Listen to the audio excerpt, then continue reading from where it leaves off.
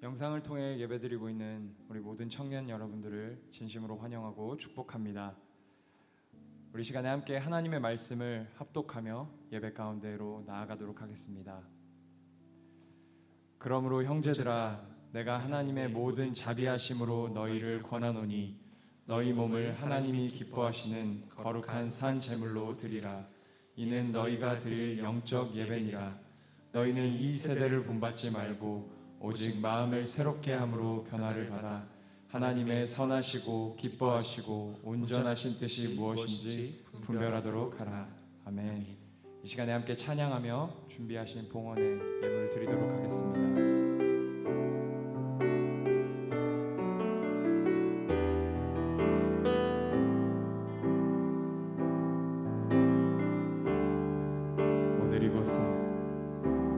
오늘 이곳에 예배의 감격이, 오늘 이곳에 찬양의 기쁨이, 오늘 이곳에 하나님의 꿈이 이루어지길 기도하네.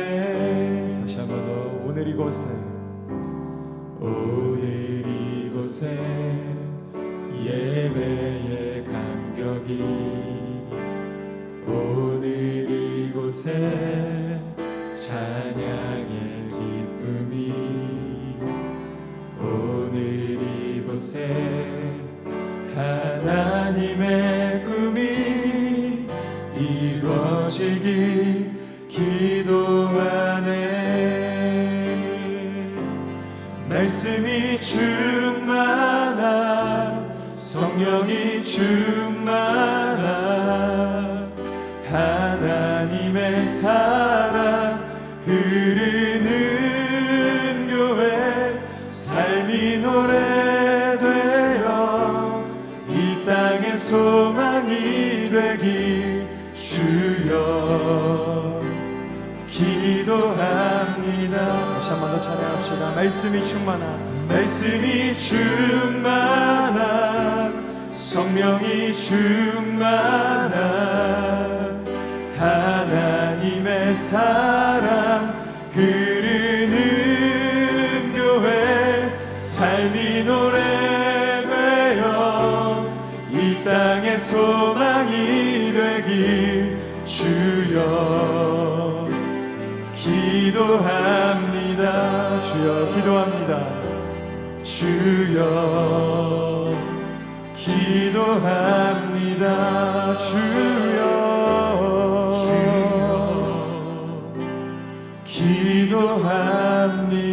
기도합니다.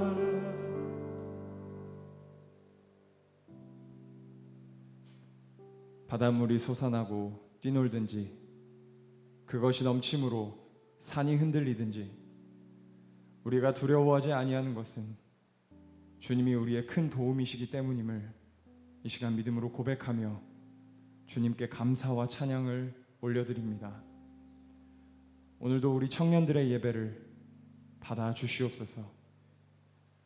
이 시간 작은 정성을 모아 주님께 예물을 드립니다. 기뻐 받아주시고 이 예물이 쓰여지는 곳곳마다 하나님의 나라가 확장되고 세워지는 놀라운 역사가 나타나게 하여 주시옵소서. 거룩하신 주님, 이 시간 우리의 죄를 자복합니다. 온 나라가 코로나 바이러스로 인하여 두려워 떠는 가운데 그리스도인으로서 깨어 기도하지 아니하였음을 고백합니다. 바이러스에는 두려워 떨면서도 주님을 향한 두려움은 완전히 상실하였음을 이 시간 고백합니다. 그리스도인으로서의 책임을 상실한 모습과 우리의 완악함을 불쌍히 여기시고 이 시간 주 예수 그리스도의 보혈로 깨끗게 씻어 주시옵소서. 이제 자비하고 신실하신 하나님의 긍휼을 구하며 각자의 죄악을 내려놓고 침묵으로 참회의 기도를 드립니다.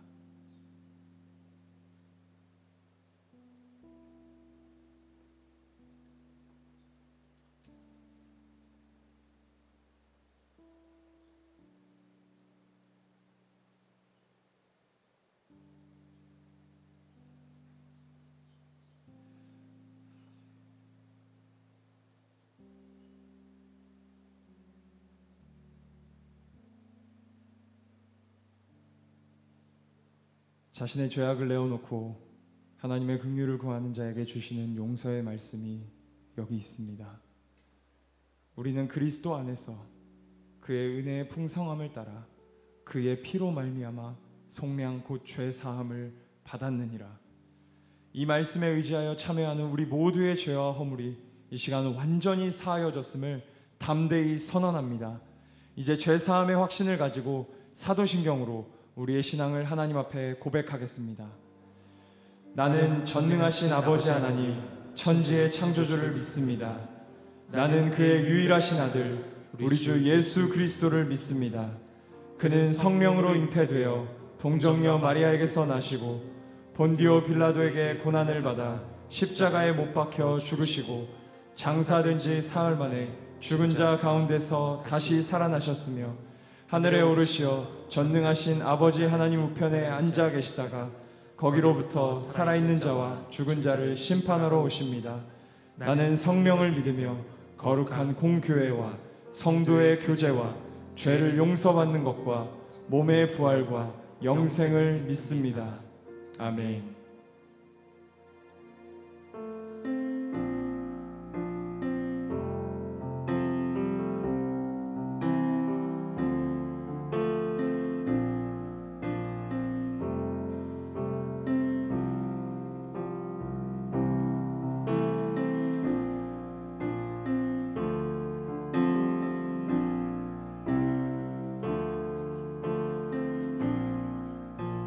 주님을 함께 찬양하겠습니다. 송축해 내 영혼, 송축해 내 영혼, 내 영혼아 거룩하신 이름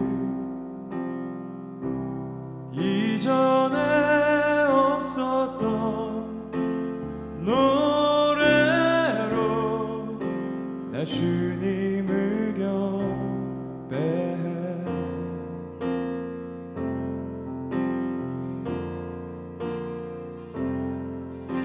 해가 뜨는 새 아침 밝았네. 이제 다시 주님 찬양. 무슨 일이나 어떤 일이 내게 놓여도 저녁이 올 때 나는 노래해. 우리 주님의 성품을 찬양합시다. 노하기를 더디하시는 주 그의 크신 사랑 넘치네. 주의 선하심 내가 노래하리. 수많은 이유로 나 노래해.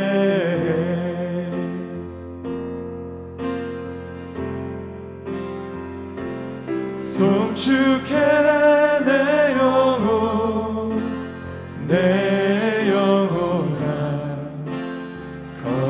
거룩하신 이름 이전에 없었던 노래로 나 주님을 경배해.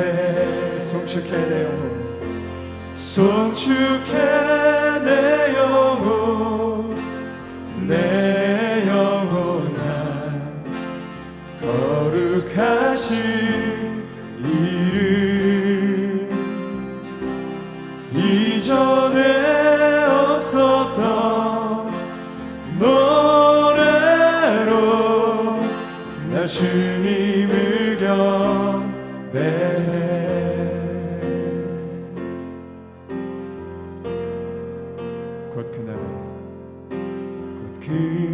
그날에 나의 힘 다하고 나의 삶의 여정 마칠 때 끝없는 찬양 나 드리리.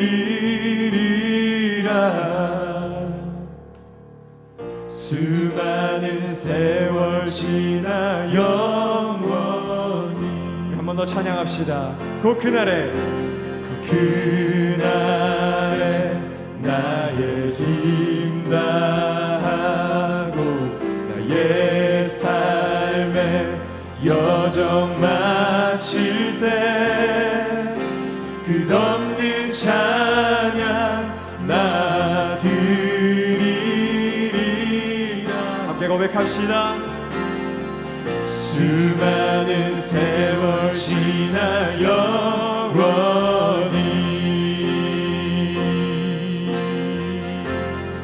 송축해 내 영혼, 송축해 내 영혼, 내 영혼아 거룩하신 이름.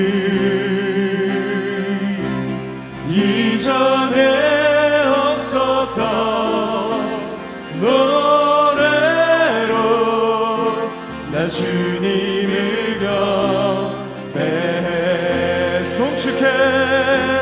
송축해 내 영혼, 내 영혼아 거룩하신 이름. 이전에 없었던 노래로 나 주님을 우리 마지막으로 두 손을 높이 들고 송축해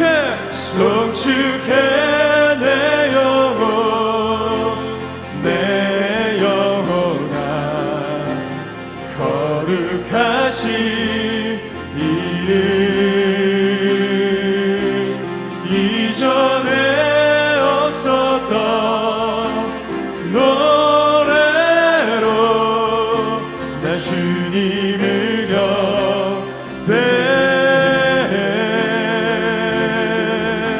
나 주님을 경배해.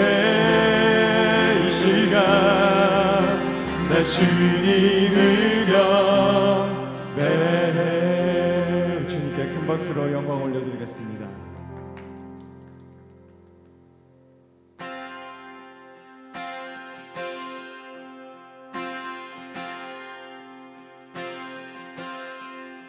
주 안에 있는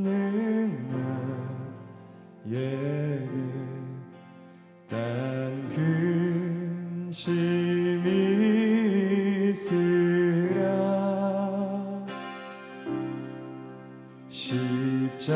십자가 밑에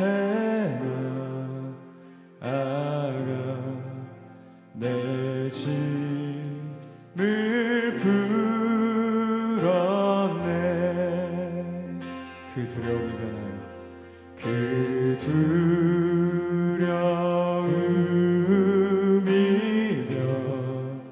변하여 내 기도 되었고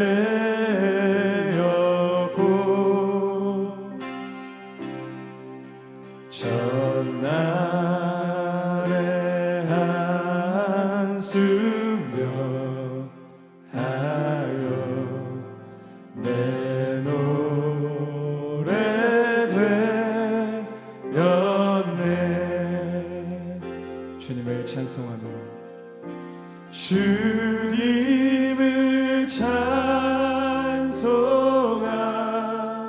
찬송하면서 할렐루야 할렐루야.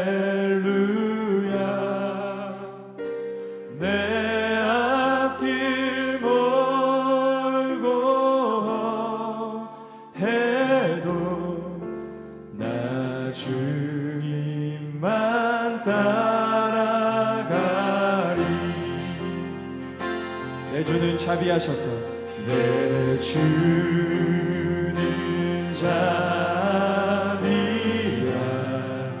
자비하셔서 늘 함께 계시오. 내 꿈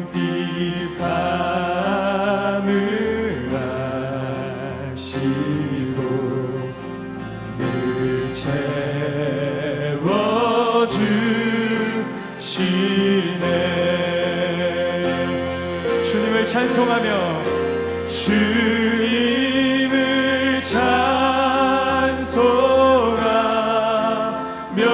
찬송하면서 할렐루야 할렐루야 내 앞길 멀고 험해도 나 주님만 따라가. 우리 함께 믿음으로 고백하며 나아갑시다. 내 주와 맺은 언약을 내 주와 맺은 언약을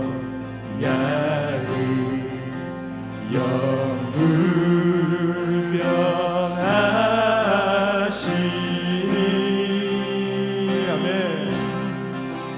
그 나라 가기까지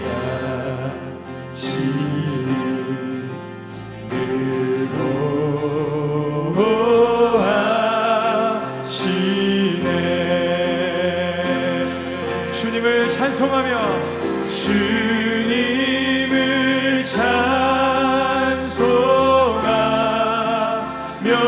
찬송하면서 할렐루야 할렐루야 내 앞길 멀고 험해도 나 주님만 따라가. 주님을 찬송하며 주님을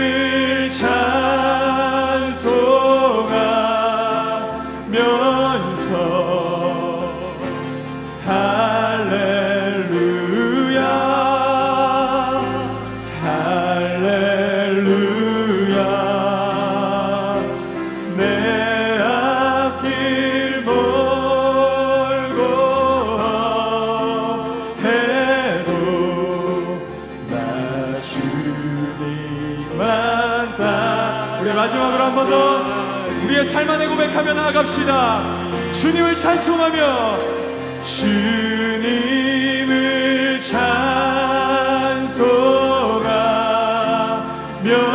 찬송하면서 할렐루야 할렐루야 내 앞길 멀고 험해도 나 주님만 따라가리. 주 약속 안에서 내 영혼 평안해. 내 뜻보다 크신 주님의 계획 나 신뢰해. 두려움 다 내려놓고 주님만 의지해. 주 안에서 내 영혼 안전합니다. 주 약속 안에서 주 약속 안에서 내 영혼 평안해. 내 뜻보다 크신 주님의 계획 나 신뢰해. 두려움 다 내려놓고 주님만 의지해. 주 안에서 내 영혼 안전한. 여러분의 큰 목소리로 고백합시다. 주 약속 안에서 주 약속 안에서 내 영혼 평안해. 내 뜻보다 크신 주님의 계획 나 신뢰해. 두려움 다 내려놓고 주님만 의지해. 주 안에서 내 영혼 안전합니다. 한 번 더 마음을 다해서 고백합시다. 주 약속 주 약속 안에서 내 영혼 평 뜻보다 크신 주님의 계획 나 신뢰해 두려움 다 내려놓고 주님만 의지해 주 안에서 내 영혼 안전합니다. 우리 시간에 함께 예배를 위해서 같이 기도하며 나아가도록 하겠습니다. 주님, 우리 청년교회가 코로나 바이러스로 인하여서 함께 모여서 예배드리지 못하지만 성령 안에서 하나된 예배를 주님 앞에 올려드리게 하여 주시옵소서. 우리가 서 있는 이곳에서 주님을 전심으로 예배케 하여 주시옵소서.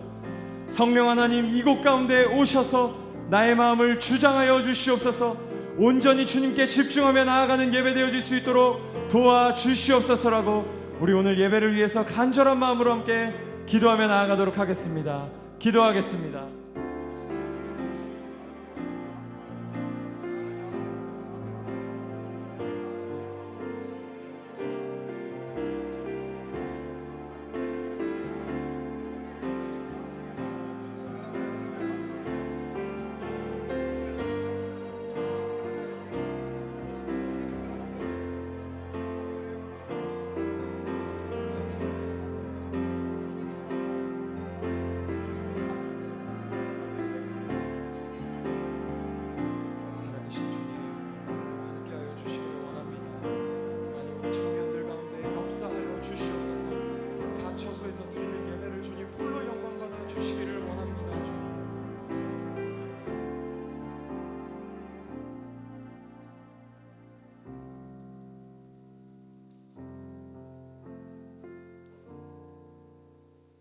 하나님은 우리의 피난처시오 힘이시니 환난 중에 큰 도움이시라. 아멘. 살아서 역사하시며 환난 중에 큰 도움이 되시는 주님께 감사와 찬양을 올려드립니다. 이 시간 각 처소에서 영상으로 예배드리고 있는 우리 청년들의 예배를 받아 주시옵소서.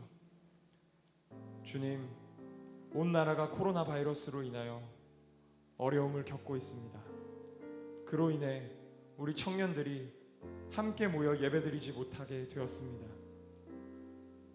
주님, 두려움에 신음하는 우리를 불쌍히 여기셔서 속히 이 코로나 바이러스가 떠나가게 하여 주시옵소서. 그리하여 한소망 청년교회 공동체가 다시 함께 모여 예배하는 날이 속히 올 수 있도록 주님 은혜 베풀어 주시옵소서. 비록 이 시간 함께 모여 예배드리지는 못하지만 성령 안에 하나됨을 기억하며 한마음 한뜻으로 이 시간 주님께 영광을 올려드리는 우리 청년교회 공동체 되게 하여 주시옵소서. 주님, 이 시간 말씀을 전하실 허승일 목사님 위해서 기도합니다. 말씀 가운데 기름 부어주시고 능력을 더하셔서 듣는 이들의 삶이 주님의 제자된 삶으로 변화되어지는 역사를 경험케 하여 주시옵소서. 감사를 드리며 살아계신 예수 그리스도의 이름으로 기도합니다. 아멘.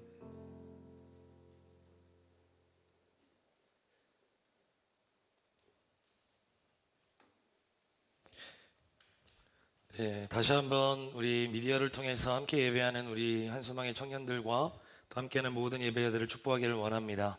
여러분들의 삶의 자리에서 드리는 주일 예배가 하나님께 주시는 큰 은혜로 가득한 귀하고 복된 교회의 공간, 예배의 공간이 될 줄로 믿습니다. 우리 한번 다 함께 자리에서 일어나셔서 하나님께서 오늘 우리에게 주신 말씀을 함께 읽었으면 좋겠습니다. 하나님께서 오늘 우리에게 주신 말씀, 제가 드렸던 본문 중에서요 3절부터 10절까지만 읽도록 하겠습니다. 하나님께서 오늘 우리에게 주신 말씀은 요나서 1장 3절로 10절까지 말씀입니다. 제가 여러분들을 대신하여 봉독할 테니까 여러분들의 눈으로 함께 읽어보셨으면 좋겠습니다. 제가 읽겠습니다. 그러나 요나가 여호와의 얼굴을 피하려고 일어나 다시스로 도망하려 하여 욥바로 내려갔더니 마침 다시스로 가는 배를 만난지라. 여호와의 얼굴을 피하여 그들과 함께 다시스로 가려고 뱃삭스를 주고 배에 올랐더라. 여호와께서 큰 바람을 바다 위에 내리심에 바다 가운데에 큰 폭풍이 일어나 배가 거의 깨지게 된지라. 사공들이 두려워하여 각각 자기의 신을 부르고 또 배를 가볍게 하려고 그 가운데 물건들을 바다에 던지니라. 그러나 요나는 뱀위층에 내려가서 누워 깊이 잠이 든지라. 선장이 그에게 가서 이르되 자는 자여 어찌함이냐. 일어나서 네 하나님께 구하라. 혹시 하나님이 우리를 생각하사 망하지 아니하게 하시리라 하니라. 그들이 서로 이르되 자 우리가 제비를 뽑아 이 재앙이 누구로 말미암아 우리에게 임하였나 알아보자 하고 곧 제비를 뽑으니 제비가 요나에게 뽑힌지라. 우리가 그에게 이르되 청하건대 이 재앙이 누구 때문에 우리에게 임하였는가 말하라. 내 생업이 무엇이며 내가 어디서 왔으며 내 나라가 어디며 어느 민족에 속하였느냐 하니 그가 대답하되 나는 히브리 사람이요 바다와 육지를 지으신 하늘의 하나님 여호와를 경외하는 자로라 하고 자기가 여호와의 얼굴을 피함인 줄을 그들에게 말하였으므로 무리가 알고 심히 두려워하여 이르되 내가 어찌하여 그렇게 행하였느냐 하니라. 아멘. 이것은 하나님의 말씀입니다. 우리 자리에 앉아서 하나님의 말씀 듣기 전에 제가 잠깐 한 번 더 기도하겠습니다. 살아계신 하나님 참 감사합니다.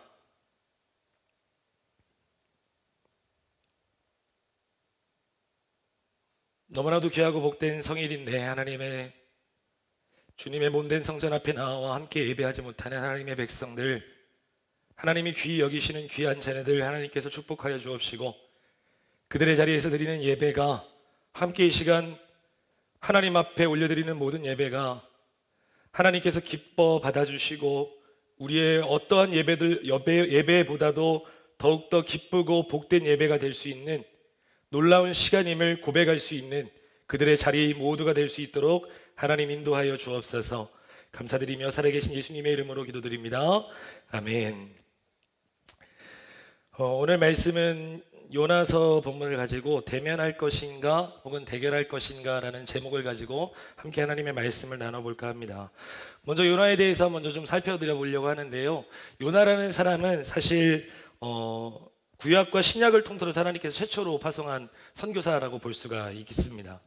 예레미야나 이사야 등등 여러 선지자들의 이야기를 읽어보면 이방 국가에 대한 여러 가지 그 멸망과 이런 선포들을 많이 했지만 실제로 이방 국가에 가서 하나님의 말씀을 선포한 선교사는 요나가 처음이다라는 거죠. 심지어는 하나님의 사랑과 하나님의 은혜를 그들 하나님께서 심판을 내리실 건데 너희들이 회개하면 이라는 말씀을 선포하게 했던 선지자라는 거예요. 그러니까 그는 선지자임과 동시에 최초의 선교사다라고 볼 수가 있겠다 싶습니다. 여러분들과 함께 첫 번째로 나누고 싶은 이 메시지는 이것입니다. 제가 한번 말씀드려 볼게요. 첫 번째는 하나님께서는 우리에게 갈등을 허락하신다라는 거예요. 하나님께서 우리들에게 갈등을 주신다. 하나님께서 요나를 불러다가 잘 사역하고 있는 선지자로서의 역할을 잘하고 있는 요나를 불러다가 내 예언을 전하라 하는데 큰 성읍 니느웨에 가서 전하라 이렇게 얘기를 합니다. 그때 요나의 마음이 깨뜨려지게 되고 하나님과 요나의 마음 가운데 갈등 구조가 생기게 되는 거예요. 대체 하나님께서는 왜 요나에게 이렇게 갈등을 줄 수밖에 없는 명령을 내리시게 된 것인가? 이것을 한번 생각해 보아야만 한다 생각이 됩니다. 어찌 보면요, 요나라고 하면 우리들의 마음 가운데 이미지 가운데 어떤 이미지가 있냐면 요나가 하나님께 불순종했던 아이콘으로 생각이 됩니다. 그런데 이것은 약간 오해가 있어요. 오해를 좀 풀어보면 요나는요, 사실 요나서 1장에 쓰여지기 전까지는 하나님 앞에 가장 선하고 충성스럽고 유능했던 선지자였던 거예요. 요나는 하나님 앞에 온전히 순종을 했던 굉장히 충성스러운 선지자였는데 하나님께서 이 명령을 하고 난 이후, 그러니까 요나서가 쓰여진 이후로부터 불순종한 아이콘이 되어버렸다는 거예요. 이 단 하나의 문장, 하나님이 요나를 불렀다라는 이 문장 하나만으로 일평생 순종만 해왔던 요나의 마음을 해집게 되는 결과가 생기는데 요나의 마음이 왜 어려워졌는가, 왜 불순종하게 됐는가를 한번 세 가지를 살펴드려 볼까 해요. 첫 번째는 뭐냐면 요나는요, 큰 성읍 니느웨에 가기가 싫었습니다. 이게 무슨 얘기냐면 선교 대상이 마음에 들지 않았다는 거예요. 선교지가 싫었던 거예요. 내가 가기 싫은 곳으로 하나님이 가라라고 했던 거예요. 그냥 감정적으로 보나 정서적으로 보나 이 아수르라는 나라의 수도였던 니느웨, 이 니느웨라는 사람들은 사실 깡패 같았고 IS처럼 이런 어떤 뭐라 그럴까 테러 국가라고 볼 수가 있거든요. 그러니까 이 요나라는 하나님의 선지자가 늘 사랑과 은혜만을 선포했던 선지자가 그 나라에 가는 것 자체가 그냥 마음에 안 들었던 것 같습니다. 두 번째로 요나의 마음 가운데 갈등이 찾아온 이유가 무엇이냐면 공직자로서의 신념에 옳지 않았기 때문에 그래요. 요나는요 그냥 선지자가 아니라 공직자였어요. 그러니까 나라에 소속되어져 있는 선지자였다라는 거예요. 열왕기와 14장 이 내용 쭉 보게 되면 요나는요 어느 시대의 사람이었냐면 여로보암 2세 왕 때의 사람입니다. 여로보암이 누구였냐면 이 여로보암 2세는요 이름 뜻 자체가 백성이 번성케 되기를 바란다라는 뜻을 가지고 있는데 그 이름에 걸맞게 북이스라엘에서의 통치 기간이 41년이었고요 41년 동안 중동의 최강국으로 떠오르게 했던 왕입니다. 뭐 세 가지 측면으로 여로보암 2세가 성공했다라고 이야기를 하는데 영토를 확장했어요. 우리나라 광개토대왕처럼. 두 번째로는 경제적인 호황기를 이루게 됩니다. 뭐 이렇게 무역을 하기 시작해서 경제적인 호황기를 이루게 되고 문화적으로도 굉장히 크게 중흥시켰던 왕으로 기록이 됩니다. 그럼 요나는 누군가? 여로보암 2세 때 활동을 했는데요. 나홈이나 아모스 같은 선지자들이 이스라엘 백성들이 우상 숭배를 하는 것에 대해서 너희들은 심판받을 거야, 멸망하게 될 거야, 뭐 이런 내용들을 선포한 어찌 보면 회초리 같은 역할의 선지자였다면 이 요나라는 선지자는요 이들과 비슷한 시기에 활동했음에도 불구하고 하나님의 회복과 승리에 대해서 예언했던 선지자고요. 예언한 것마다 다 들어맞아요. 무슨 얘기냐면 친구들에게 내가 기도 제목을 부탁받았는데 그 기도의 제목을 가지고 함께 기도하자마자 응답돼요. 너 그 직장에 가게 될 거야 라고 선포했더니 막 그 직장 가게 되고요. 대학에 합격할 거야 했더니 합격이 돼요. 요나가 얼마나 신났겠어요. 아마 제가 생각해도 굉장히 신났을 것 같아요. 요나만 신났겠어요? 이 여로보암 2세가 어떤 나라를 정복하러 갈 때마다 승리할 겁니다라고 예언하면 다 들어맞는 거예요. 그러니까 여로보암 2세도 너무 신이 나고 요나도 너무 신이 나고 그러니까 왕궁의 선지자로 취직이 되어서 공직자로서 고위 공직자로서 그 땅의 부흥기와 중흥기를 이끌어가던 선지자였다란 말이에요. 근데 그 선지자한테 뭐 어떤 하나님이 명령을 내리신 거냐면 아수르 제국의 수도 니느웨로 가라 이러는 거예요. 거기 가서 멸망을 선포하라라는 거예요. 기분이 나쁜 거죠. 마지막으로 세 번째 요나의 마음 가운데 갈등이 생겼던 이유는 뭐냐면 개인적인 상처가 있었기 때문에 그래요. 요나는요 스불론 지파 사람입니다. 요나의 고향은 스불론 지파 이 고향 지역은 북쪽에서도 최북단에 있어요. 그러니까 이 경계 라인으로 쳐서 우리 남한으로 우리 대한민국으로 치면 연평도나 백령도 같은 지역에 있었다라고 생각해 보면 좋을 것 같습니다. 그러니까 요나 어렸을 때부터 마주하고 있었던 가장 가까운 곳에 있었던 이 아수르 제국이 얼마나 나쁜 일을 했는지를 두 눈으로 보았고 이 아수르라는 말만 들으면 니느웨라는 말만 들으면 그 상처가 떠오르는 거예요. 우리를 얄밉게 굴었던 그 사람 이름만 들어도 사실은 마음이 울렁울렁하는 상황들이 생기지 않습니까? 그러니까 그런 거랑 똑같다 생각하시면 돼요. 그러니까 이 세 가지 정리해 보면 니느웨라는 선교 국가 자체도 싫었고요. 공직자로서의 신념에도 옳지 않았다 생각이 됐던 것 같고요. 개인적인 상처를 떠올리게 하니까 요나의 마음 가운데 하나님과 이 갈등이 생기기 시작했던 거예요. 마지막으로 하나를 더 추가해 보면 요나는요 하나님을 너무 잘 알고 있었어요. 하나님이 어떤 분인지 너무 잘 알고 있었어요. 무슨 얘기냐면 하나님께서 가라는 대로 가면 멸망을 선포해도 그들의 내일이 예상이 되는 거예요. 하나님이 용서하실 것 같거든요. 하나님이 새롭게 하실 것 같거든요. 그들이 회개해서 그들이 나와 똑같이 하나님을 나의 구주로 영접하고 변화될 것 같거든요. 제가 요즘 가장 좋아하는 팀 켈러 목사님이 쓰신 책 중에 방탕한 선지자라는 책이 있는데 그 책을 잠깐 인용해 보면 요나가 절망했던 이유가 하나님의 선하심 때문이었다라고 첫 번째 챕터 제목이 되어 있어요. 요나의 절망이 하나님의 선하심 때문이었다라는 거예요. 사실 하나님을 믿는 사람으로서요 하나님의 선하심은 우리의 희망이 되고 소망이 되어야 되는데 요나의 마음에는 절망이 되었다는 거예요. 그러다 보니까 이런 생각이 들지 않겠어요? 하나님이 좀 나를 좀 어렵게 하시는구나. 이제 하나님이랑 나랑 좀 맞지 않는 것 같다. 하나님이 내 감정을 존중해 주지 않고 상황을 잘 모르시는 것 같다. 그러니까 내가 하나님을 피해 도망해야 되겠다라는 생각을 하게 되는 거예요. 그래서 결론적으로 이 세상 최초의 선지자였던 요나는요 하나님의 명령을 등지고 선교지와는 정반대 방향으로 도망을 치게 됩니다. 그렇다면 과연 그의 도피는 성공했을지를 한번 생각해 보았으면 좋겠는데, 제가 3절 말씀 한번 읽어드려 볼게요. 3절 말씀입니다. 제가 읽습니다. 그러나 요나가 여호와의 얼굴을 피하려고 일어나 다시스로 도망하려 하여 욥바로 내려갔더니 마침 다시스로 가는 배를 만난지라. 여호와의 얼굴을 피하여 그들과 함께 다시스로 가려고 뱃삭을 주고 배에 올랐더라. 요나가요, 아수르의 니느웨가 아니라 다시스라는 곳으로 가게 됩니다. 지도를 좀 보시게 되면, 준비를 안 했어요. 나중에 찾아보세요. 지도를 보게 되면 니느웨라는 곳은요, 이 이스라엘에서 오른쪽, 그러니까 동편 끝쪽에 있었던 곳이고요. 다시스라고 하는 것은 그 반대쪽인 왼쪽, 그러니까 서편 거의 끝쪽에 있었던 곳입니다.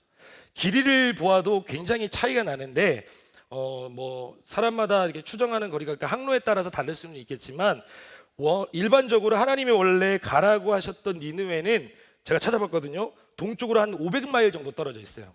계산해 보면 804.672km예요. 804km. 굉장히 멀죠. 그런데 하나님의 명령으로부터 도망가려고 했던 이 다시스는요, 서쪽으로 2,500마일 떨어져 있습니다. 그러니까 5배 정도 멀리 더 떨어져 있는 곳으로 가는데 4,023.36km예요. 가봤어요? 하나님께서 원래 보내고자 하셨던 아수르는 지금 이라크 지역이라 생각하시면 되고요. 그리고 요나가 도망치려 했던 당시 땅끝이라고 생각했던 다시스는요, 스페인, 아주 아름다운 지역이에요. 근데 여기서 질문 하나 던져보고 싶어요. 과연 요나 자신은 하나님께로부터 도망할 수 있었다, 하나님께로부터 도망할 수 있다라고 생각했을까요? 그게 가능하다고 생각했을지를 묻는 거예요. 요나는 아무래도 하나님을 피할 수는 없다라고 생각했던 사람이었을 겁니다. 그런데도 더 먼 지역으로 더 비싼 백삭을 지불하면서 망명을 하려고 했던 것은요, 하나님 앞에 그런 표현을 하려고 했던 거예요. 하나님, 나 진짜 가기 싫습니다. 하나님, 나 정말 너무 거기 가기 싫습니다. 왜냐하면 하나님을 너무 잘 알았거든요. 우리도 하나님께 떼쓰지 않습니까? 어린 자녀처럼 아버지에게 어머니에게 떼쓰는 것처럼 안 된다고 해도 계속 떼를 쓰고 표현을 하고 내 마음을 전달하려고 하면 내 마음이 전달되어서 하나님이 내 마음을 알아주실 것 같았던 거예요. 근데 이제부터 재미난 일이 시작이 돼요. 제가 한번 말씀을 좀 한번 읽어보고 싶은데, 다시 한번 읽어보고 싶은데 3절 말씀 다시 읽어볼게요. 다시스로 도망하려 하여 욥바로 내려갔더니 마침 다시스로 가는 배를 만난지라 하고 있어요. 그러니까 하나님을 피하고 싶다, 하나님 내 마음을 좀 알아주세요라는 마음으로 욥바라는 한국으로 내려가는데, 지금으로 말하면 이스라엘 주요 도시 중 하나인 텔아비브가 이 욥바거든요. 이 항구는 뜻 자체, 이름 자체가 아름답다라는 뜻을 가지고 있어요. 근데 참 아름다웠는데 하나님으로부터 도망하려고 욥바라는 항구로 가서 어디든 가보려고 했는데, 갔더니 너무 막 날씨도 좋고 막 미세먼지도 없고 이 바이러스는 더 없고, 심지어는 때마침 다시스로 가는 배가 정박해 있는 거예요. 이제 막 출발하려고 하는 거예요. 여러 신학자들의 의견을 따르면요, 당시 이스라엘에서 다시스로 가는 배는요 너무 멀었기 때문에 몇 년에 한 번 있을까 말까 할 정도로 배편이 드물었다고 해요. 그런데 요나가 딱 가니까 날씨도 좋고 너무 아름다운데, 그림처럼 이 놀라운 광경 가운데 없을 것 같은 배가 딱 출발하려고 있는 거예요. 상황이 딱 맞아떨어지는 거죠. 그러니까 아마 그런 생각하지 않았을까요? 하나님도 내 마음 이해하신다, 하나님이 나를 도망가게 해주시는구나, 하나님이 허락해 주시니까 이렇게 내 상황이 순적하게 흘러가는구나 라고 생각했을 거란 말입니다. 그런데 이것은 하나님의 인정하심이나 허용하심, 허락하심이나 하나님의 어떤 기적이나 어떤 하나님의 선물이 아니고요, 오히려 폭풍 전야였던 것을 요나는 몰랐던 거예요. 사랑하는 여러분, 살아가다 보면요, 상황이 순적하다고 해서 하나님의 마음도 순적할 거라고 우리가 오해할 때가 참 많이 있어요. 근데 그런 생각을 하면 참 곤란해집니다. 우리는 우연히 겹치면 그것이 하나님의 뜻이거니라고 생각할 때가 참 많거든요. 예를 들어 볼까요? 소개팅이 들어왔어요. 근데 내가 이 소개팅을 해야 될지 말아야 될지 하나님의 뜻인지 아닌지가 몰라요. 왜냐하면 생긴 것도 모르고 나랑 잘 말지도 모르고. 그런데 내가 홍대를 가야 되는데 홍대 입구로 가는 버스가 되게 드문데, 집 앞에 나갔더니 홍대 입구로 가는 버스가 내 앞으로 도착을 해. 그러면 하나님의 뜻이지, 할렐루야 아멘 하고 가는 거예요. 그러다가 이 모양 이 꼴이 됐다는 많은 성인들을 만났었어요. 난 아니에요. 나는 하나님의 뜻이었어요. 실제로요, 이 표현이 좀 비거룩할 수 있는데 사탄이라는 존재는요, 어떤 결정에 있어서 우리가 하나님 앞에 어떤 결정을 함에 있어서 우리가 주도권을 가지고 하나님께 주도권을 드리지 않고 내 뜻대로 하나님이 뜻하지 않는 대로 선택하는 것을 결정할 수 있도록요, 어떠한 우연을 만드는 것도, 어떠한 우연, 수많은 우연을 만드는 것도 주저하지 않는 게 사탄이에요. 그렇다면 우리가 어떻게 하나님의 뜻인가 아닌가를 알 수 있는가를 물어봐야 되지 않겠습니까? 저에게 묻는다면 제가 간단하게 답을 해드릴 수 있어요. 우연이 겹치고 우연히 행운을 만들어줘서 상황이 순적하다라고 여겨질 때 그것이 하나님의 뜻인지 아닌지를 어떻게 판단하면 되냐면, 그 행운의 결과가 하나님과 나와의 관계가 더 가까워지는 결과를 가져왔느냐를 보면 됩니다. 그 소개팅에 가서 연애를 하게 되고 결혼을 하게 되고, 혹은 그 직장에 들어가서 일을 하게 되고 돈을 벌게 되고, 혹은 내가 어느 공동체에 들어가서 어떤 사역을 하게 되고, 모든 상황들을요, 그 뒤의 결과를 돌아보았을 때 하나님과 내가 더 가까워졌는가를 보게 되면 하나님의 뜻인가 아닌가를 판단할 수 있게 되는 거예요. 다시 한번 말씀드릴게요. 우연히 계속 반복되고 행복이 찾아오는 것 같은데도 하나님과의 관계가 자꾸만 멀어져 가고 내 관계와 하나님의 관계가 진척이 없다면 그것은 하나님의 뜻이 아닌 것이 분명한 거예요. 요나는 그 일에 빠져서 속은 거죠. 그래서 결국 이런 일이 벌어지게 됩니다. 4절 말씀 제가 한번 읽어드려 볼게요. 4절입니다. 제가 읽습니다. 여호와께서 큰 바람을 바다 위에 내리심에 바다 가운데 큰 폭풍이 일어나 배가 거의 깨지게 된지라 입니다. 두 번째로 여러분과 나누고 싶은 것은 한번 집에서 따라해 주셨으면 좋겠는데요.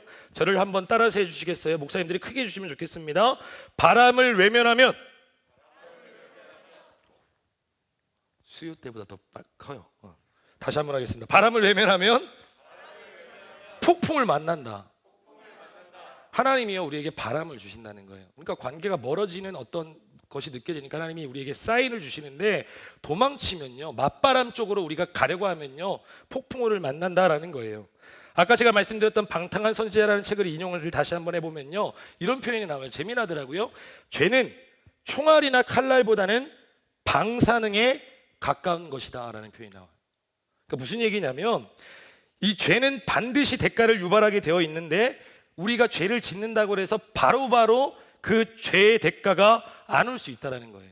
그러니까 총알이나 칼날처럼 사람들에게 바로 타격을 주지는 않는다라는 거예요. 한번 생각해 볼까요? 우리 특히 모태신앙들이 그런 두려움이 많이 있는데, 내가 예배를 빠지면 무슨 큰 사건이 날 것 같아요. 지금 상황으로 좀 가슴 아프지만 얘기해 볼까요? 우리가 지금 가정에서 주일에 예배를, 하나님 앞에 성수주의를 올려드리고 있는데, 우리가 지금 누워서 팝콘을 먹으며 예배를 하면 우리 마음 가운데 이런 두려움이 생기지 않겠습니까? 지금 찔려서 일어나는 몇 분 보여요. 무슨 큰 사건이 날 것 같고, 그러다가 밖에 나가면 바이러스 걸릴 것 같고, 그래서 내가 확진자가 될 것 같고, 내가 탄 버스가 뒤집어질 것 같고, 이런 두려움이 있거든요. 그런데 대부분의 모태신앙들이 실제로 주일 예배를 빠지거나 온전히 성수주의를 하지 못했을 때 아무 일도 안 일어나는 것을 깨닫게 돼요. 놀랍죠. 그래서 이러는 거예요. 아무 일도 안 일어나네. 다음 주에도 한번 빠져볼까? 다음 주에도 갔더니 더 좋은 일이 그때 그 하나님의 뜻이라고 확신했던 그 소개팅에는 예쁜 잘생긴 안 나왔는데 교회를 빠졌더니 괜찮은 거예요. 그런데 한번 생각해 보세요. 우리가 짓는 죄는요, 그것이 사소한 것이든 큰 것이든지 간에 총알이나 칼날처럼 바로 우리에게 상처를 입히진 않지만 방사능처럼 우리와 하나님 사이에 있었던 여러 관계들을, 우리의 평안과 우리의 생명을 점점 능력을 상실하게 만드는 거예요. 창세기에 보면 아담과 하와가 선악과를 먹고 난 직후에 마음이 잠깐 교만해지거든요. 왜 그랬냐면 당장 죽지 않았기 때문에 그래요. 하나님이 반드시 죽는다 했는데 먹었는데 안 죽으니까 교만해지는 거예요. 근데 우리가 그 결과를 알지 않습니까?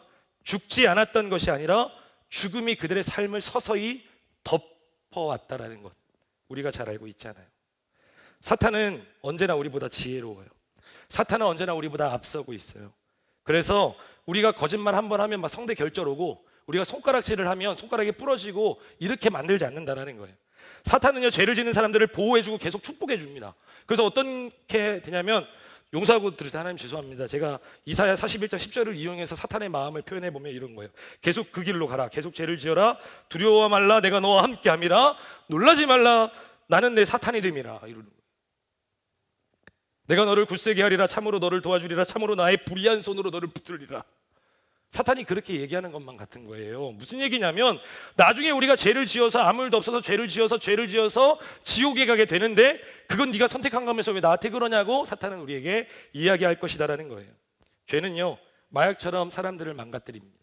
그리고 죄는요 방사능처럼 우리의 모든 삶을 무너뜨리기 시작하는 거예요. 물론 우리의 모든 인생이 우리의 죄 때문에 인함은 아닙니다. 조심스러운 것은 지금 우리가 힘겨운 상황들을 보내고 있는데 여러 가지 이 힘겨운 상황들이 하나님의 징벌이라고 누군가의 잘못 때문이라고 이야기하는 것은 옳지 않다는 것을 여러분들이 기억하셨으면 좋겠어요. 그렇지만 우리가 지은 죄가 있다면 반드시 그 대가를 우리가 치루어야 하는데 하나님께서는 우리의 인생 가운데 반드시 그 죄에 합당한 큰 바람과 큰 폭풍을 주신다라는 것을 잊지 않으셔야 되는 거예요. 그렇기 때문에 요나는 이 큰 바람과 폭풍으로 인해서 결과적으로 다시 한번 하나님을 대면하게 되는 거예요. 그는 금방이라도 죽을 것 같았는데 죽지 않았고요. 그의 인생에서 절대적인 위기라 생각했는데 오히려 그 위기가 기회가 된 것이고요. 그가 절망을 느꼈던 그 순간이 오히려 그에게는 소망을 회복하게 되는 계기가 되었던 것을 여러분들이 반드시 기억하셨으면 좋겠어요. 사랑하는 여러분, 여러분들의 삶 가운데 혹시 큰 폭풍우가 지금 있진 않습니까? 여러분들 삶 가운데 큰 바람이 불어오고 있는데 아무것도 아니라고 그냥 우연일 뿐이라고 생각하며 하나님의 사인을 자꾸 무시하고 계시지 않습니까? 사랑하는 여러분, 우리가 지금 힘겨운 상황들을 살아가면서 하나님이 없다고 기도하는 것조차도 두려워지고 기도해도 소용이 없다라고 생각하는 사람들이 있습니까?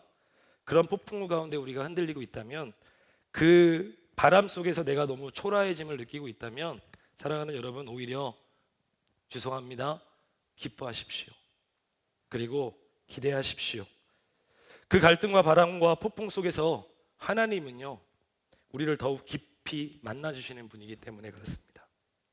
하나님을 만나기 위해서는 때로는 이 고통이라는 것을 감수해야 될 때가 있어요. 아픔을 경험해야 될 때가 있어요. 왜냐하면 사람의 몸 안에 이미 있는 질병이 있다면 하나님의 축복은요 통증을 느끼지 못하는 것이 축복이 아니고요, 한시라도 빨리 통증을 느끼고 한시라도 빨리 그 질병을 발견해서 내가 빨리 그 병을 고칠 수 있는 의료진에게로 의사를 찾아 병원에 갈 수 있게 되고 그래야만 치료의 여지가 생길 수 있기 때문에 우리가 기뻐하고 기대해야만 하는 거예요. 우리가 아픔을 느낄 수 있을 때는 아직 우리에게 소망이 있는 거예요. 그래서 우리가 때로는 아플 수 있다 말씀을 드리는 겁니다. 그런데 아직도 큰 바람과 큰 폭풍의 의미를 이해하지 못하고 있는, 깨닫지 못하고 있는 요나에게 하나님께서는 이런 방식으로 말씀하시는 것을 말씀을 통해 우리는 볼 수가 있어요. 제가 5절과 6절 말씀 한번 읽어드려 보겠습니다. 5절과 6절입니다. 사공들이 두려워하여 각각 자기의 신을 부르고 또 배를 가볍게 하려고 그 가운데 물건들을 바다에 던지니라. 그러나 요나는 배 밑층에 내려가서 누워 깊이 잠이 든지라. 선장이 그에게 가서 이르되 자는 자여 어찌함이냐, 일어나서 내 하나님께 구하라. 혹시 하나님이 우리를 생각하사 망하지 아니하게 하시리라 하니라. 이어서 나누고 싶은 메시지는 이것입니다. 하나님을 떠난 크리스찬은요 이방인들보다 비참할 수 있다라는 거예요. 하나님을 떠나면요 하나님을 모르는 사람들보다 비참할 수 있어요. 폭풍을 만난 것은 요나만이 아니에요. 폭풍을 만난 것은 그 배 위에 있었던 모든 이방인들이 다 동일하게 폭풍을 만났다라는 거예요. 좀 조심스러운 말을 자꾸만 하고 있는데 죄송합니다. 용서하고 들으십시오. 하나님을 너무 사랑하는, 하나님이 너무 사랑하시는 하나님의 자녀들이요 하나님의 품을 떠나게 되면 여러분들의 가정이나 여러분들의 직장 부서가, 여러분들이 몸담고 있는 공동체가 어려워질 수도 있다는 것을 기억해야 됩니다. 오늘 우리가 읽은 말씀을 가만히 들여다보면 이 모든 일의 원흉이었던 요나는요 어떻게 하고 있나요? 깊이 잠들어 있어요. 잠자고 있다고요. 오히려 하나님을 믿지 않는 이방인들이 이 사건을 어떻게 해야 되냐 막 동분서주하며 막 뛰쳐다니고 있는 거예요. 우리가 이 말씀 속에서 보고 있지 않습니까? 이상하지 않아요? 하나님의 사람은요, 이 모든 일의 원흉이었던 하나님의 사람, 세계 최초의 선교사인 요나는요, 하나님이 보내신 재앙이 분명한 게 우리의 눈에 보임에도 불구하고 잠을 자고 있고요, 선교의 대상자여야만 하는 이 이방인들은요, 하나님의 노하신 마음을 어떻게 달랠 수 있을지를 계속해서 고민하며 시도해보고 있었다라는 거예요. 휴즈 마틴이라는 목사님이 이런 책을 쓰셨더라고요. 요나는 슬픔의 잠을 자고 있다. 요나는 슬픔의 잠을 자고 있다. 요나는 그냥 생각 없이 그냥 외면하고 싶어서, 도망치고 싶어서 잠을 자고 있는 거예요. 하나님에 대해서 좀 더 자세히, 하나님의 사랑에 대해서, 선하심에 대해서 우리가 마음의 상처를 받으면 우리가 어떤 것을 가장 먼저 가장 빠르게 취하냐면 잠자는 겁니다. 이게 무슨 잠이냐면 하나님을 그냥 생각하지 않으려 하는 거예요. 그동안 내가 배워왔고 들어왔고 내가 깨달았던, 내가 경험했던 하나님의 사랑의 마음을 그냥 잊어버리고 싶은 마음의 발현이 이 잠이라고 표현되어 있는 거예요. 잠자고 싶은 것이고 안 듣고 싶은 것이고 하나님 생각을 하는 것 자체가 힘들고 어렵다라는 표현인 거예요. 그런데 이방인들은 하나님이 사용하셨는지 어땠는지 어쨌든 간에 하나님을 생각할 수 있도록, 요나가 다시 하나님께로 돌아올 수 있도록 이 이방인들을 하나님이 사용하시는 거예요. 아무리 생각을 해봐도요, 하나님은요, 우리를 수술하실 때 마취제를 주시는 분이 아니에요. 하나님의 최대의 은사와 능력은 언제나 팩트 폭행이에요. 우리 하나님은 진리의 하나님이기 때문에 언제나 팩트를 던지는 거예요. 진리, 진실을 던지고 그것만을 가지고 말씀하시는 분이잖아요. 그러니까 우리의 마음이 아프게 그냥 진실을 던져서 내다 꽂아버리시는 거예요. 큰 바람을 보내셨다고 했는데요, 원어를 보게 되면요, 마치 제우스 신이 이 번개에 막 이렇게, 제우스가 무슨 신이죠? 어쨌든 번개의 신이 이게 번개창을 내다 꽂듯이 하나님이 큰 바람을 요나가 있는 배 쪽으로, 이 바다로 내어 꽂은 거예요. 그렇게 팩트 폭행을 한다라는 거예요. 요나보다 많은 사람들, 이방인들이 영적으로 분별력이 더 뛰어났고요, 이방인 선원들이 최소한 영적으로 이 문제를 해결해야 된다는 것을 알고 노력하고 있는데 요나는 그냥 자고 있고요, 심지어 요나는 잠에서 깨어나서도 기도하지 않아요. 사실 저는 요나의 마음을 좀 알 것도 같고 좀 이해도 됩니다. 왜냐하면 기도를 시작하면 하나님이 그 말씀을 하실 것 같거든요. 이게 다 너 때문이야 라고 말씀하실 것 같으니까 아마 기도하기가 조금 무서웠었을 것 같아요. 요나는 무슨 이유가 있었건 간에 기도를 하지 않았어요. 그러니까 요나는요, 영적인 활동 면에서도 이방인들보다 떨어져요. 요나는 그냥 멍하니 분주한 그 사람들을 보고 있었어요. 멍하니. 그러니까 사람들이 뭐라고 수군거리겠어요? 하나님 믿는 사람들이 더하다, 교회 다니는 사람들이 더하다라는 비판을 받게 되는 거예요. 그냥 요나는 그저 지금 자기 자신이 제일 불쌍한 거예요. 내가 그동안 순종해 왔는데 하나님이 나에게 갈등을 주셨다는 것만으로도 그냥 자기 자신이 불쌍한 거예요. 저는 이 말씀을 준비하면서 가슴이 아팠어요. 왜냐하면 세계 최초의 선지자였던 요나가 이렇게 이기적이었다는 것을 말씀드리는 것 자체가 얼마나 가슴이 아픈지 몰라요. 사실 우리 크리스천들은 하나님을 떠나면 얼마나 연약한 존재고 아무것도 할 수 없는 존재인지를 우리는 알거든요.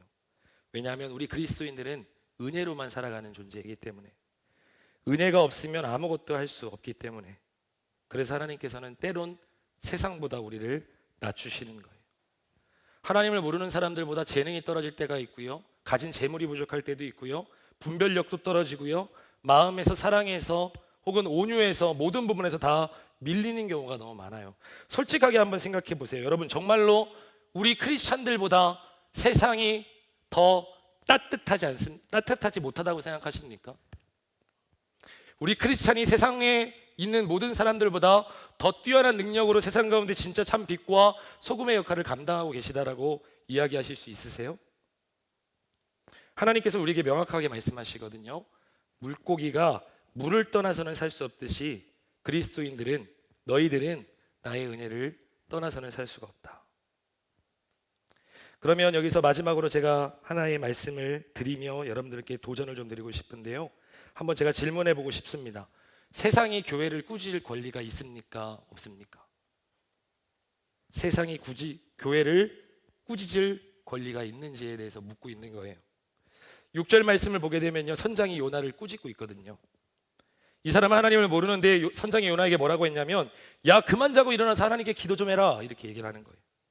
요나가 얼마나 비참했을까요? 얼마나 절망스러웠을까요? 하나님께서는 이 절망을 우리에게 주시면서까지도 하나님께로 돌아오게 하시는 분이세요. 우리가 땅바닥에 완전히 내어다 꽂힌 것처럼 너무 절망스러워지고 너무 낮아지는 경우에까지 이르도록 하나님께서 우리를 몰아붙이셔서 이제는 하나님과 대결하지 아니하고 하나님을 온전히 대면할 수 있도록 하나님께서 우리에게 사인을 주시고 어렵게 하시고 힘겹게 하시는 분이 우리 하나님이다라는 거예요.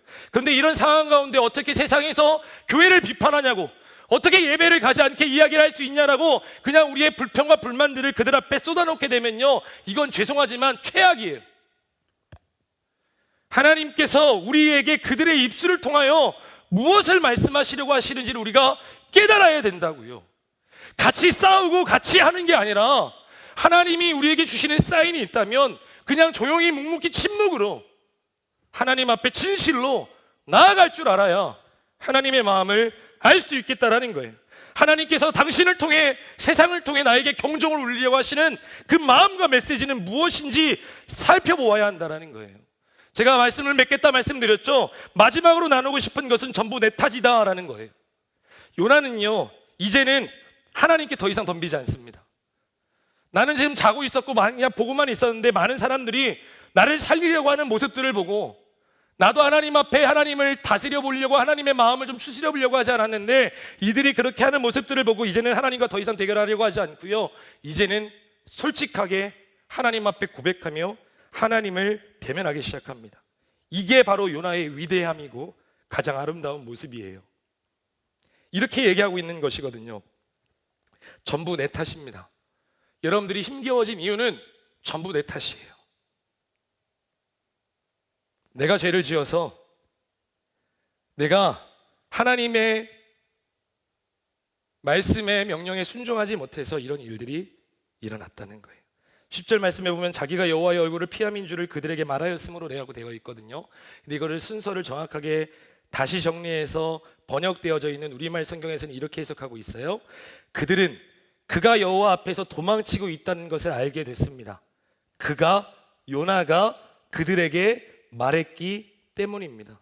그러니까 이랬다는 거예요. 제가 하나님의 뜻을 어겨서 지금 이 모든 일이 일어난 것이 확실합니다. 저를 바다에 들어 던져주십시오라고 이야기하는 거죠. 사실 어찌 보면 굉장히 이기적이었던 최초의 선교사는요, 굉장히 어려울 법했던 이방인들에게 참 사랑을 많이 받았던 것 같아요. 바로 던져야 돼. 저 같으면요, 그 배의 선장이고 선원이었으면 제비 뽑히자마자 말 안 물어보고 그냥 던져버려요. 그러면 이제 잠잠해지겠잖아요. 근데 이 사람들은 그러면 왜 이런 일이 일어난 거냐, 우리한테 설명해봐라, 너 어디서 왔느냐, 막 갑자기 이상한 인격적인 대화를 하기 시작하거든요.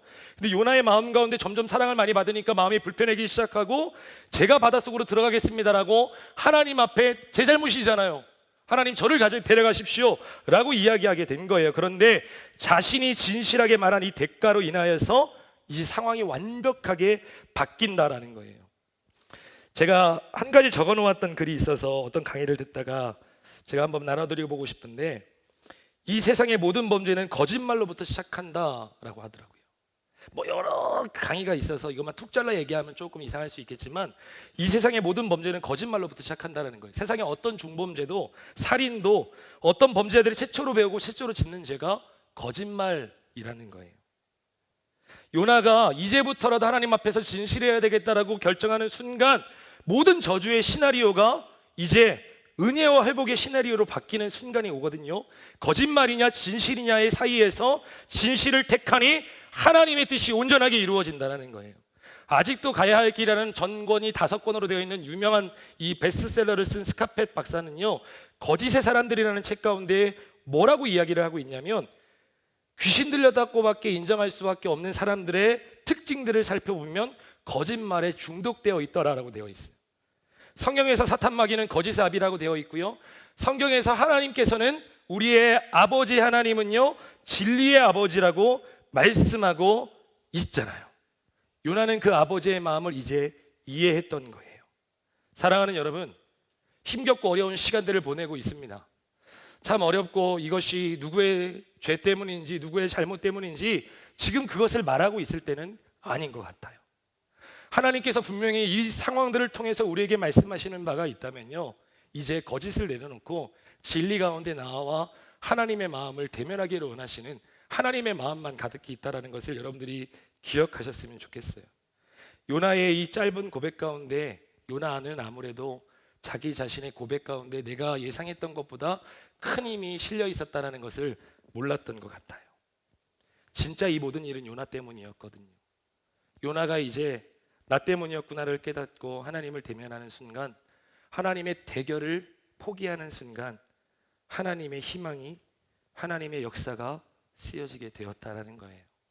사랑하는 여러분, 오늘은 사순절 첫 번째 주일입니다. 그리고 3.1 운동이 일어난 지 101주년 되는 날이거든요.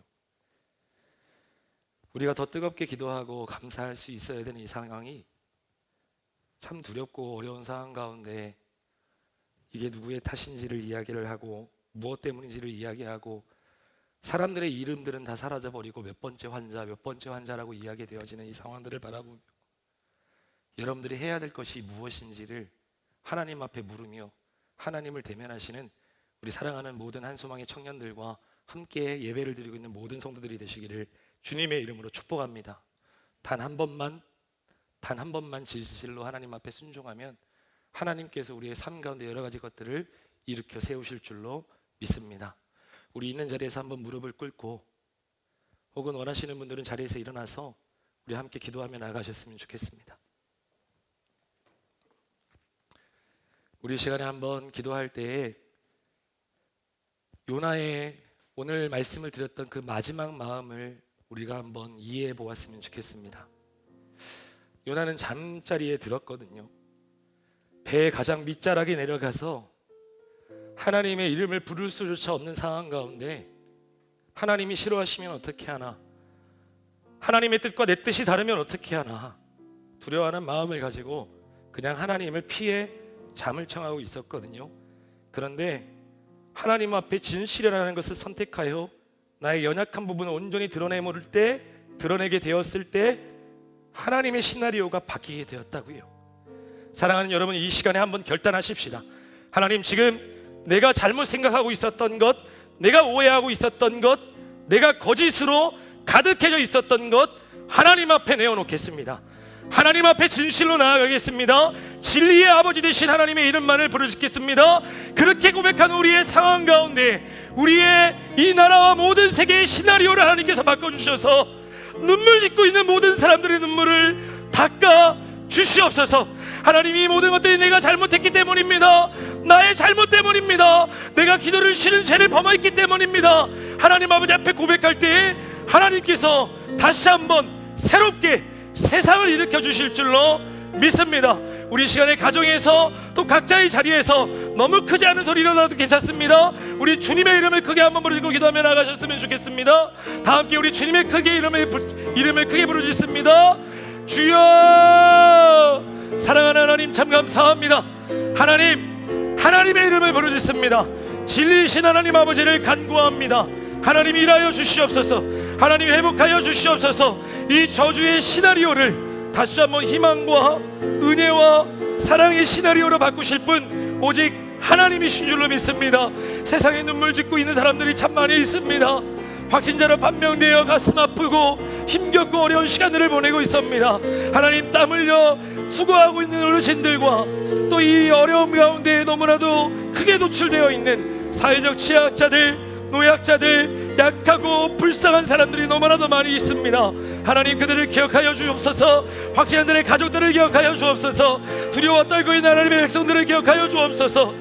주님의 몸내 성전 가운데 나오지 못하고 눈물로 기도하며 당연하지 않았던 것들을 다시 한번 하나님 앞에 감사함으로 기도로 예배하고 있는 모든 백성들 하나님 기억하여 주옵소서.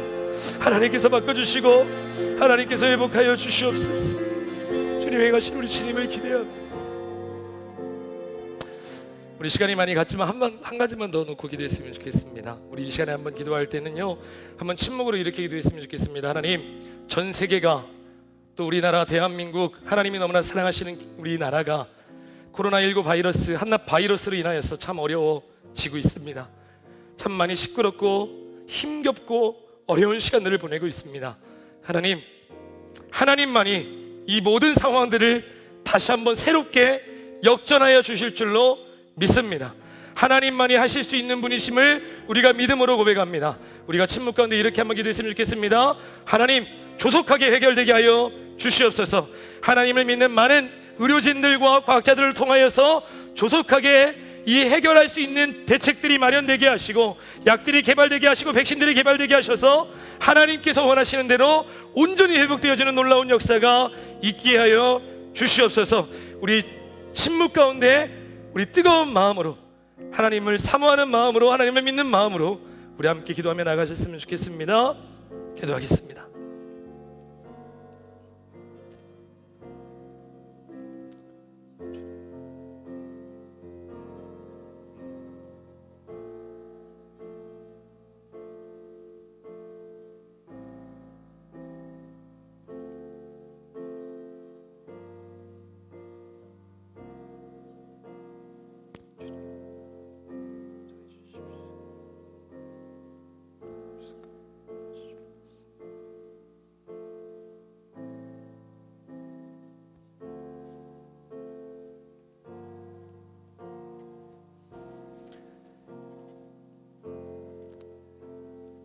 사랑하는 하나님, 살아계신 하나님, 참 고맙고 감사를 드립니다. 사순절 첫 번째 주일, 주님의 몸된 성전에 나와 예배하진 못했지만 각자의 자리에서 한마음 한뜻되어 한 분이신 하나님만 바라보고 온전히 예배할 수 있도록 인도하시니 참으로 감사를 드립니다. 그동안에 우리가 당연시 여겼던 것들, 감사하지 못했던 것들이 주님의 몸된 성전에 자유롭게 나와 자유롭게 예배할 수 있었던 것들이 당연하지 않았던 것임을 우리가 다시 한번 깨닫게 하여 주옵시고, 이 모든 것들에 대한 감사함을 가지고 하나님 앞에 예배하는 것이 참으로 소중하구나, 함께 찬양하는 것이 참으로 귀중한 것이었구나 깨닫는 마음으로 하나님 아버지 앞에 감사함으로 나아가는 하나님의 모든 백성들 다 될 수 있도록 하나님 인도하여 주옵소서. 간절히 바라옵고 원하옵기는 하나님, 코로나19 바이러스로 참 많이 힘겹고 어렵고 시끄러운 세상 가운데 있지만 마음만은 평안케 하나님께서 인도하여 주시옵시고, 하나님을 뚜렷이 바라보고 하나님 앞에 진실로 하나님의 얼굴을 대면하며 기도하는 모든 기도자들의 그 고백과 선포로 말미암아 하나님께서 친히 운행하여 주셔서 조속히 해결되어지고 조속히 백신이 개발되어지고 많은 사람들이 다시 한번 눈물을 닦아내고 하나님의 살아계심을 깨달을 수 있는 놀라운 시간들이 될 수 있도록 하나님 인도하여 주옵소서.